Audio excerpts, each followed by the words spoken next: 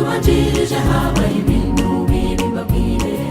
Abadutangiriye uyu murimo barakubititse bamwe, bakwiye imishwaro buzuye amashyamba n'amavumo hirya no hino.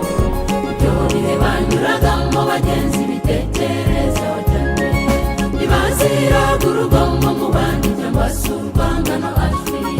Oya ntibarabajura ubuhemu bw'abarangwagaho, barabagwa neza buje urukundo basenga bavugira Imana.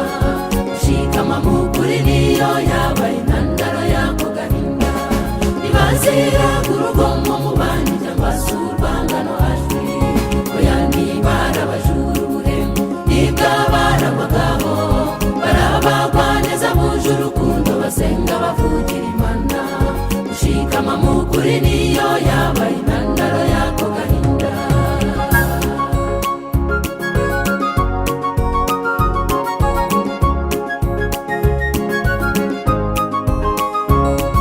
Muri icyo gihe abavugiramana bararenganijwe benshi, abantu baziraga kwizera kwabo bagahigwa bunyamaswa. Bamwe bajugunywe mu bidaturwa, barabambwa baratwikwa.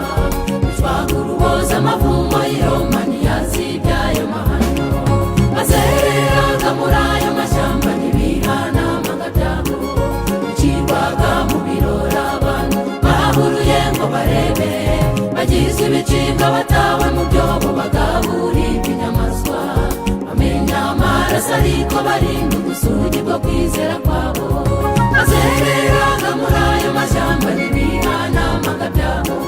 Bicirwaga mu birori abantu bahuruye ngo barebe, bagize ibicibwa batawe mu byobo bagaburirwa inyamaswa. Bamenya amaraso ariko barinda ubusugi bwo kwizera kwabo.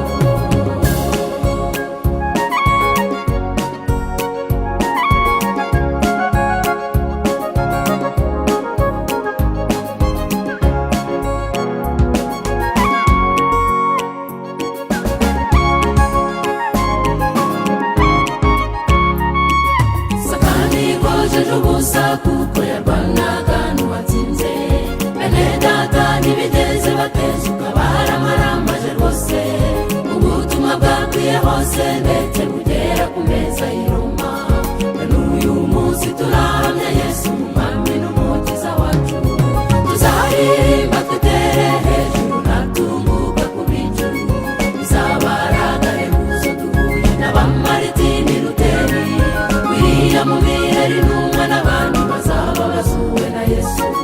Tuzahoberana dushira inimba icyamuka azabaho hano, tuzaririmba twitere hejuru natunguka ku bicu. Bizabaragare muzo duhuye n'abamaritini Luteri, William Miheri n'abandi bazaba basuwe na Yesu.